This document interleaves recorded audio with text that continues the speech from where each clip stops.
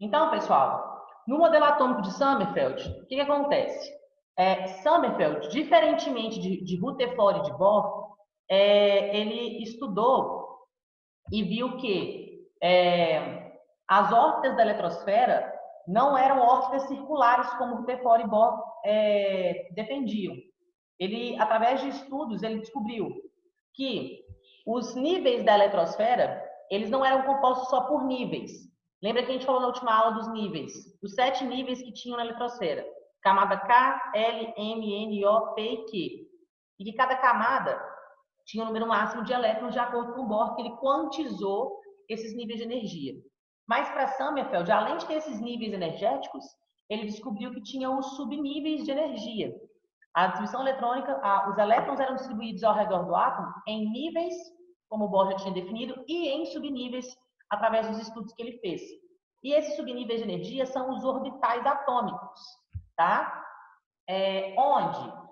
Esses orbitais, que são representados aí pela letra S, P, D e F, deixa eu ver que assim a gente tentando entrar na aula.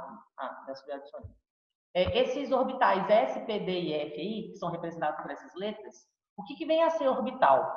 Orbital é a região de máxima probabilidade de se encontrar um elétron. E daqui a pouco a gente vai ver por que é essa região de máxima probabilidade de se encontrar um elétron.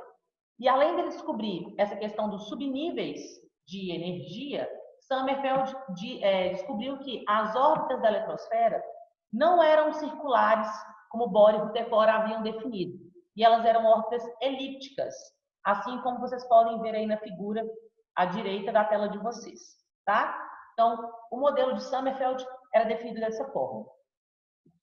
Espera aí. Aqui nós temos 3 pesquisadores que se envolvem quanto à definição de modelo atômico atual, tá? Então, o que acontece? Broglie, Schrödinger e Heisenberg são esses 3 pesquisadores que se dedicaram ao estudo do modelo atômico e definição do modelo atômico atual. Para Broglie, como ele definia, qual era a definição importante dele quanto ao modelo atômico atual? Ele falou que toda matéria ela se comporta de forma dual. O que seria essa forma dual? Ora ela se comporta como onda, ora ela se comporta como partícula, tá? Lembrando que esse princípio da dualidade aí da matéria de Broglie, lembrando o conceito de onda, onda é tudo aquilo, fisicamente falando, é tudo aquilo que transporta energia sem transportar matéria. Então, para ele, o elétron, no caso do modelo atômico, ou ele se comportava como onda, ou ele se comportava como partícula. Ele tinha esse comportamento aí que era dual. E aí, como ele tinha esse comportamento dual, ora ele se comportava como onda, ora ele se comportava como partícula, Heisenberg, ele definiu esse princípio da incerteza, que ele dizia que era impossível determinar ao mesmo tempo a posição e a velocidade do elétron. Ou você definia a posição ou você definia a velocidade. Os dois juntos era impossível de ser definido, já que o átomo se comportava dessa forma dual, aí, ou como onda ou como partícula. E tendo essa questão do princípio da incerteza, que o átomo não pode se comportar como... Não dá para a gente definir exatamente a posição dele, né, na verdade. O que acontece? Schrödinger, pegando o gancho lá de orbitais, os orbitais que Sommerfeld descobriu, que é a região de máxima probabilidade de se encontrar um elétron, Schrödinger ele desenvolveu, através de uma equação matemática de onda, que é a equação de onda, esse cálculo para se quantizar, para tentar definir a máxima probabilidade de se encontrar um elétron em uma determinada região do espaço, que é o que a gente chamou de orbital atômico, tá? Então, Broglie, ele diz que o elétron ou ele se comporta como onda, ou ele se comporta como partícula, ele tem esse comportamento dual aí da matéria. Heisenberg, pegando esse gancho, ele diz que não há como definir ao mesmo tempo a posição e a velocidade do elétron devido a esse comportamento dual do elétron. E complementando essas duas definições, Schrödinger, ele desenvolveu um cálculo matemático onde se calculava a probabilidade máxima de se encontrar o elétron em determinada região do espaço, que é o que ele chamou de orbital atômico. Tudo bem, pessoal? Sim ou não? Sim. Sim. Então tá. Deixa eu passar aqui. Vou pular os números quânticos, como eu avisei, e depois a gente vai voltar neles, tá? Porque eu preciso de outras discussões, na verdade, antes da gente chegar em números quânticos. Então, olha só. Tinha-se um problema para construir essa teoria consistente aí, que explicasse essa distribuição dos elétrons ao redor do átomo, né? Que dá essa característica, que garante as características macroscópicas que a gente consegue observar do átomo. É Linus Pauling que, até hoje, né, ele apresenta essa teoria que é a mais aceita mediante a distribuição dos elétrons ao redor do átomo, que justifica essas propriedades a níveis macroscópicos do átomo aí. E aí, o que era essa? Como foi feita essa distribuição eletrônica de Linus Pauling? Nós temos que lembrar que a eletrosfera que compõe o átomo, ela é dividida em 7 níveis ou 7 camadas, que são as camadas representadas pelas letras K, L, M, N, O, P e Q, tá? E aí, essa quantidade máxima de elétrons que a gente tem aí é o número máximo de elétrons que eu vou ter em cada camada. Esses valores, pessoal, é imprescindível vocês saberem ele, e se vocês não souberem essa quantidade máxima, vocês não vão conseguir construir o diagrama de Linus Pauling, não vão conseguir fazer a distribuição eletrônica, e aí não vai conseguir depois fazer os números quânticos de cada elemento químico. Então, no primeiro nível da eletrosfera, que é o nível K, o número máximo de elétrons que ele comporta são 2. O segundo nível são 8 elétrons. O terceiro nível, que é a camada M, 18 elétrons. Camada N, que é a quarta, 32 elétrons. Camada O, que é a quinta, 32 elétrons. Camada P, que é a sexta, 18 elétrons. Camada Q, que é a última, 8 elétrons. Tá? Então, tem que saber essa distribuição eletrônica aí em níveis das 7 camadas ou 7 níveis que existem na eletrosfera. Ô, Carla, Oi. tem uns livros que fala que tem esse número de elétrons, é 2 da camada Q. Tá errado. Tá errado, né? Tá errado. Esse é o atualizado, né? Antes era... Quem tá falando comigo? É Álvaro. Ô, Álvaro, tá errado. Antes era aceito isso mesmo. Mas de acordo com a teoria atômica atual, o último nível, seguindo a regra do octeto, né? Ele tem que ter no máximo 8 elétrons. Ah, tá. Tá? Porque quando você pega, por exemplo, os gases nobres, que é a última coluna da tabela periódica, todos os átomos já são estáveis, né? Os gases nobres de modo geral.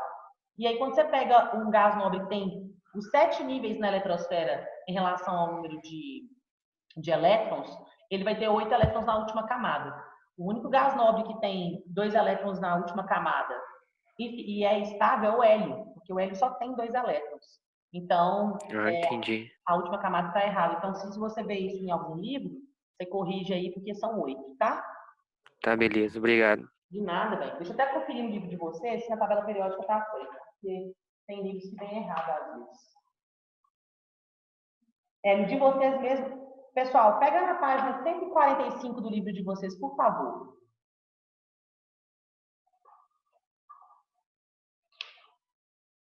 Pegaram aí?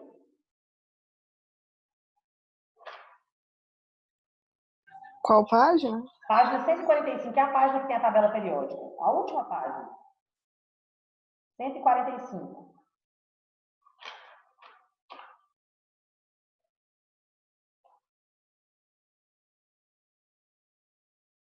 Acharam aí? Sim. Sim. Pois é, olha só. Tem uma... Deixa eu só ligar minha câmera aqui. Cadê eu? Peraí.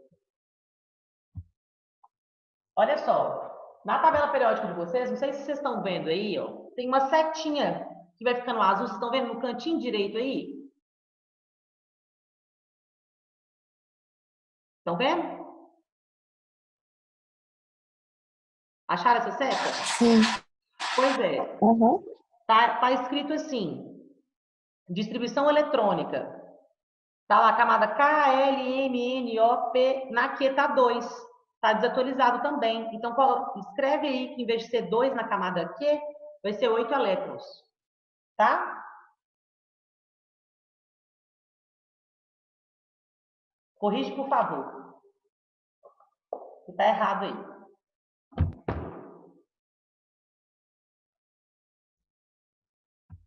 Então, vamos continuar. Pode seguir então, pessoal?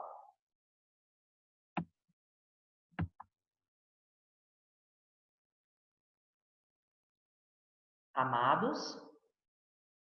Vamos Pode. continuar. Sim, pode. Então, vamos lá. Então, olha só. O que Linus Pauling fez? Ele pegou essa distribuição de elétrons e dividiu ela em níveis e em subníveis. Ou seja, ele associou lá a divisão da eletrosfera, dos elétrons na eletrosfera, que Bohr tinha definido em níveis, e a de Sommerfeld, que ele tinha também definido em níveis e em subníveis. Tá? Onde os níveis vão ser as camadas da eletrosfera e os subníveis vão ser os orbitais, que eram representados pelas letras S, T, D e F, que eu já tinha falado anteriormente com vocês. E, além de as camadas terem um número máximo de elétrons, como a gente viu no slide anterior, os subníveis também vão ter um limite máximo de elétrons para comportar. E aí a gente tem que saber esse dado também. Então, ó, no subnível S, o número máximo de elétrons que a gente tem, que ele comporta esse orbital, são 2. No subnível P, o número máximo de elétrons são 6. No subnível D, o número máximo de elétrons são 10. No subnível F, o número máximo de elétrons são 14. E aí tem as nomenclaturas: S2, P6, D10 e F14. Uma coisa que eu quero falar aqui, pessoal, que é de suma importância, é que foi até uma dúvida que foi gerada na aula da tarde. Uma aluna me perguntou assim: ô Carla, se eu tiver, por exemplo, no orbital 10, eu posso colocar 11 elétrons? Não, você não pode colocar 11 elétrons. Por quê? O orbital 10, o máximo que ele comporta são 10 elétrons, o orbital D.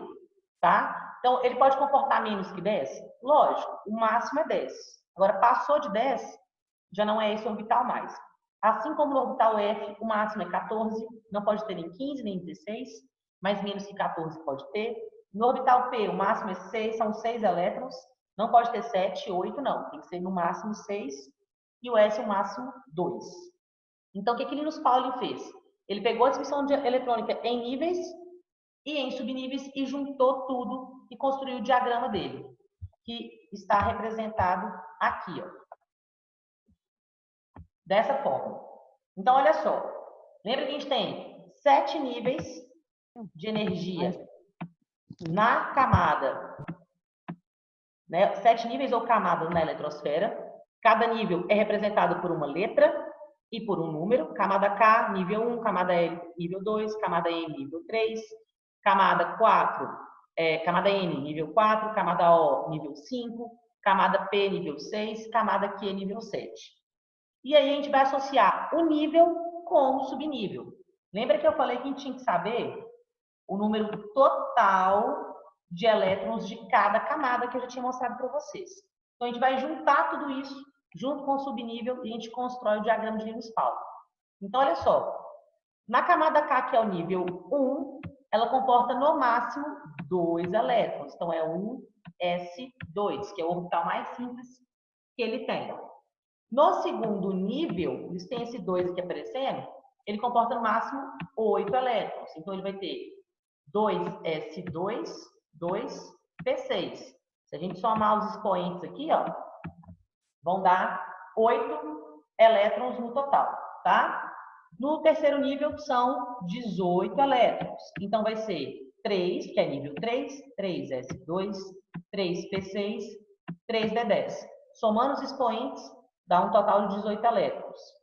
No quarto e quinto nível, nós temos 32 elétrons. Então, a distribuição eletrônica é a mesma. A única coisa que vai mudar é que é nível 4, então vai ser 4s2, 4p6, 4d10 e 4f14.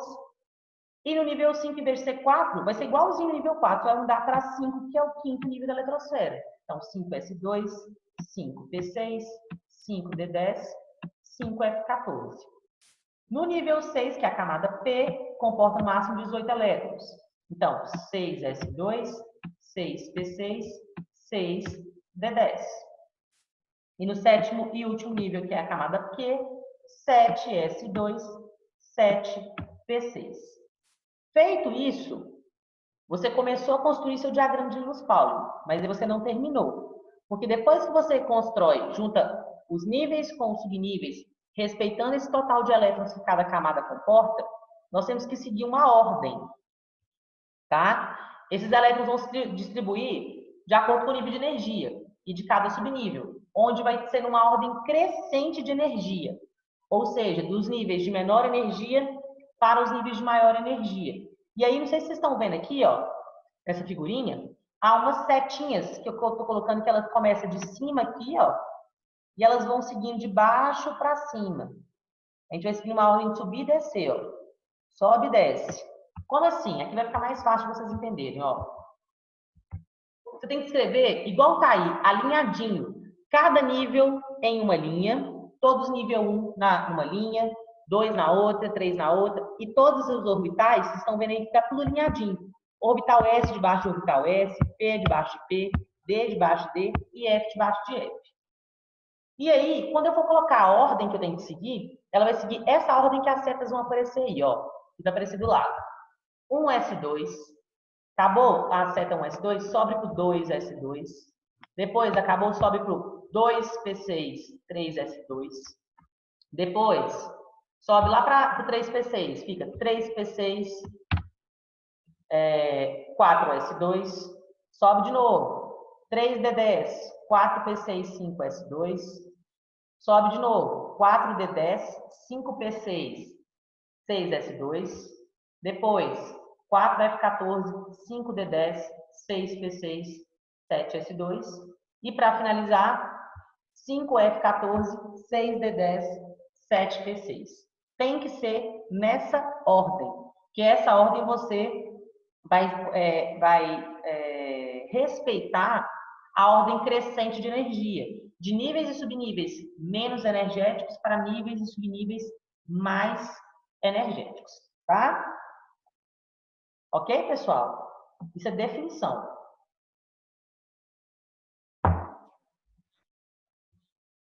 E aí, nós vamos ver como que a gente faz a distribuição eletrônica desses átomos.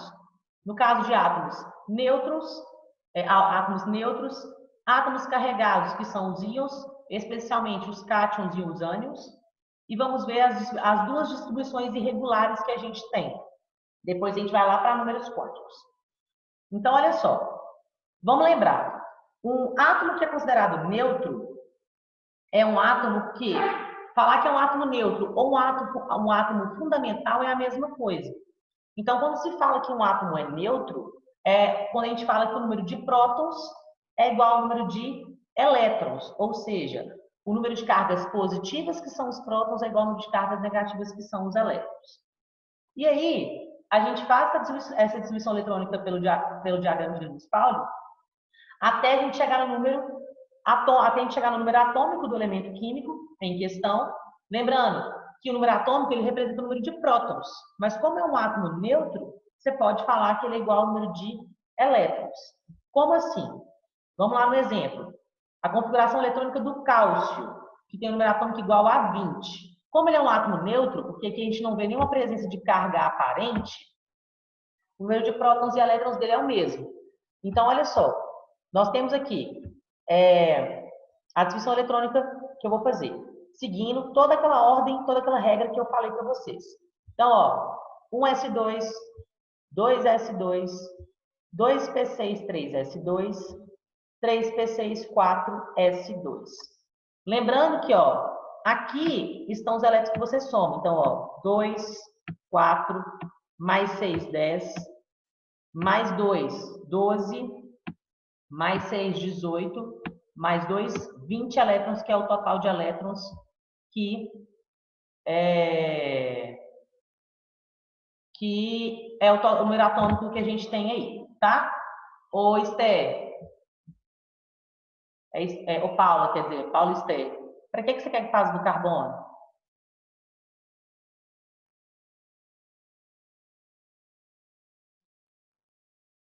Fala comigo. Estou esperando.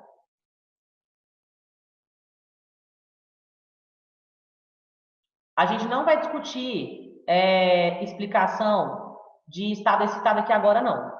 Tá? Essa explicação, especialmente, Paula, do carbono, a gente vai discutir isso lá em Química Orgânica, não é o nosso foco agora, tá? E aí, a questão de estado excitado, eu falei isso na última aula.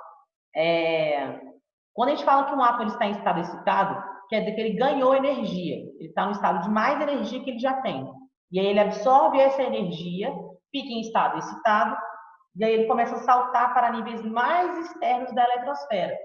Quando você para de dar energia, ele retorna ao nível da eletrosfera de origem que ele tinha e libera essa energia na forma de luz ou fóton. Então, especialmente do carbono, nós vamos falar lá na química orgânica, que vai ser na frente C2. Então, não vou discutir isso agora não, tá? Porque não é o foco da nossa aula. Lucas Daniel, o que você não entendeu? Aposto que não estava prestando atenção. Fala comigo. Lucas, o que você não entendeu? Nada. Ah, ótimo. Você entendeu como é que constrói o diagrama de Linus-Pauling? Isso sim. É a primeira coisa. Se você não entender como que constrói o diagrama, aí vai ficar meio complicado, tá? Eu vou fazer mais um exemplo, você vai ver como é que é para ser feito. Vocês vão fazer também, que eu não vou ficar falando aqui sozinha, e aí a gente vai corrigir, tá? Então, eu vou fazer mais um e aí você vai entender. Pode ser?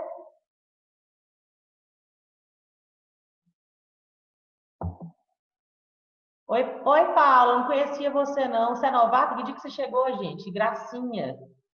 Hoje nós somos aluna novata até em tempos de pandemia, gostando. Hoje, gente... Oh, meu Deus, peraí. Deixa eu me reparar aqui, então. Ô, Paula, você não me conhece? O povo está acostumado com a minha loucura, tá?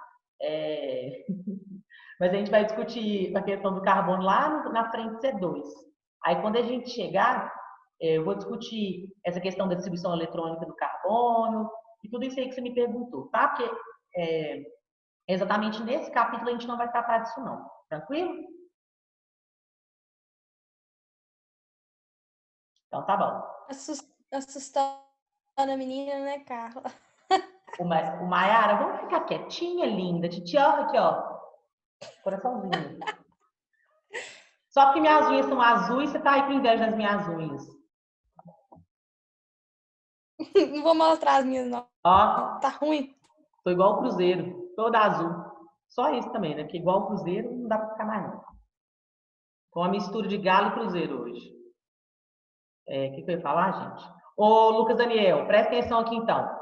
Olha só, nós vamos ver outro exemplo aqui, tá? Aí você me fala se você entendeu ou não. Aí você pode abrir o seu microfone, que você adora falar, igual eu. Aí você fala, entendi, não entendi, entendeu? Lucas. Ah, não, beleza, pode ir. Aí, ó, agora sim, então vamos embora. Presta atenção. Olha o próximo. A aula vai fechar daqui a 10 minutos, mas nós vamos abrir outra aula, viu? Então presta atenção aqui, Lucas. Eu converso, você reclama. Você fica calado, você reclama, eu não entendo você não. Mas não é pra você ficar falando junto comigo, né, lindo? Se eu tô falando com você, eu quero uma resposta, você entendeu? Então pode ir. Então, beleza. Então vamos lá.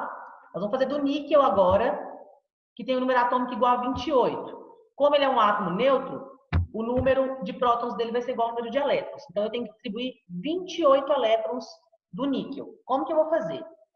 Tá aí o meu diagrama de Linus-Pauling. Então eu vou seguir aquela ordem das setas. Então, ó, 1s2, depois eu vou lá no 2s2, depois 2p6, 3s2, depois 3p6, 4s2. Presta atenção, Lucas. Eu vou somar os elétrons aqui, ó. 2, 4, mais 6, 10, mais 2, 12, mais 6, 18, mais 2, 20. Eu cheguei em 28. Sim ou não? Não. Eu vou continuar. Só que para eu continuar, eu Não. tenho Tem 20 elétrons. Faltam só 8 para eu finalizar a distribuição. Você concorda?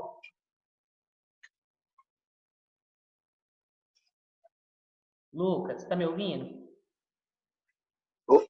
Não, travou. Agora voltou. Agora voltou, né? Então, até então, eu distribuí 20 elétrons aí. Faltam 8 elétrons para eu acabar de distribuir. Qual que é o próximo subnível que eu devo escrever de acordo com a regra das setinhas aí? Para dar o 28? Qual que é o próximo subnível que eu vou ter que escrever? De acordo... Calma aí, deixa eu olhar no livro aqui. Eu não tô nada. O 7, que é 8. Não, faltam 8, eu concordo. Mas já olha para o diagrama aqui, ó. Para isso que eu estou falando, ó, que eu estou circulando. Tá vendo que eu estou circulando? Aham. Beleza. Eu tenho que seguir as setas.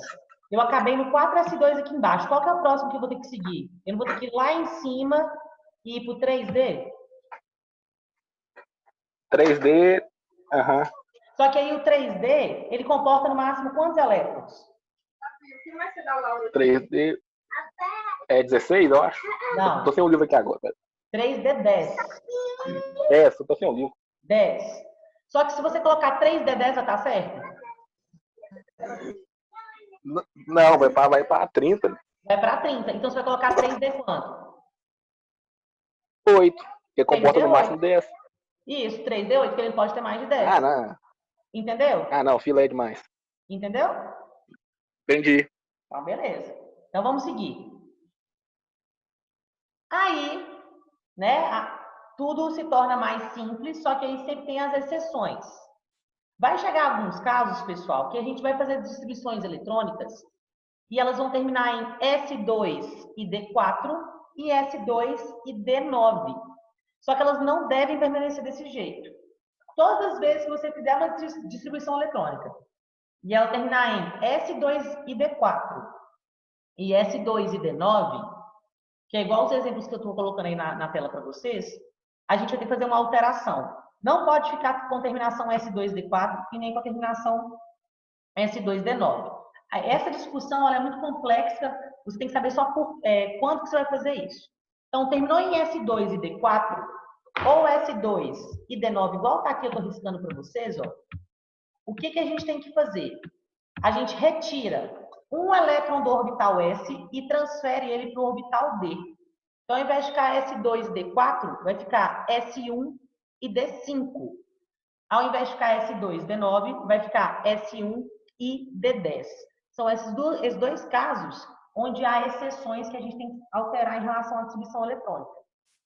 Que é o caso que eu coloquei para vocês do cromo e do cobre, que está até na página 14 do livro de vocês, esses dois exemplos. Eu estou deixando esses dois exemplos que estão aqui na tela para vocês, porque é uma outra forma que eu posso fazer distribuição eletrônica. Como assim? Vocês estão vendo que do cromo, tanto do cromo quanto do cobre, está aparecendo esse ar entre parênteses, entre colchetes aí, e depois aparece 4S2, 3D4. O que que isso significa? Nós podemos fazer esse tipo de distribuição eletrônica com qualquer átomo, com qualquer elemento químico.